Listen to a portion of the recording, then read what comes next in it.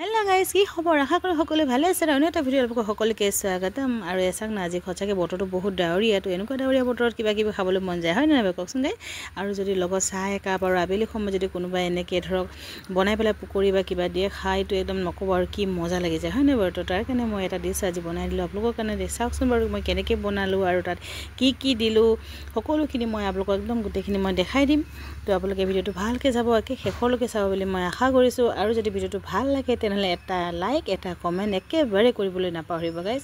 আৰু চাওকচোন পকৰিটো ইমান ধুনীয়া, মানে একদম চফ্ট হৈছে নক'ব আৰু। দেখিছেনে কিমান ধুনীয়া কোমল একদম, আৰু বেছি বস্তু দৰকাৰো নাই। বলক, এয়া দেখিছেনে কেইটামান মই আলু লৈ লৈছিলোঁ, বইল কৰি ল'লোঁ কুকাৰতে চিটি মাৰি লৈ। মই ধুনীয়াকৈ এইখিনি মিহি কৰি ল'ম।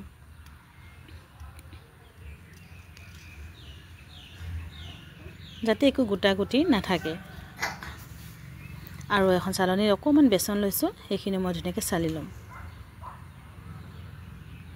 তাতে মই অলপমান দি দিলোঁ এতিয়া হালধি পাউডাৰ আৰু ৰেড চিলি পাউডাৰ, আৰু দি দিলোঁ ৰিফাইন তেল, 2 চামুচ ৰিফাইন তেল দিছোঁ। আৰু পিঁয়াজ, বিলাহী আৰু ধনিয়া পাত সকলোখিনি মই ধুনীয়াকৈ কাটি কুটি ঢালি মিহলাই লৈ ল'লোঁ। দেখিছে কি ধুনীয়া। আৰু এটা কেৰাহীত তেল দি এয়া দেখিছে দি দিছোঁ। ধুনীয়াকৈ ৰঙচুৱাকৈ ফ্ৰাই কৰিব। তাত আৰু বেলেগ বস্তু একো দৰকাৰেই নাই। দেখিছেনে কিমান ধুনীয়া হৈছে কালাৰটো, হয় নহয় বাৰু কওকচোন? ভাল লাগিছে লগা নাই এটা কমেণ্ট এটা লাইক কৰি দিব দেই গাইজ।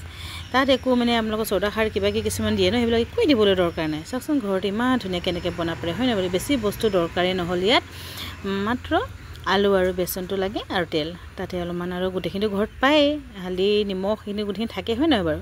সেইখিনিতে খালি দিলেই হৈ গ'ল। গোটেইখিনি মিক্স কৰি বনালে মজা আছে পকৰি ৰেডি। আৰু যদি ভিডিঅ' ভাল লাগিছে লাইক এটা কমেণ্ট কৰি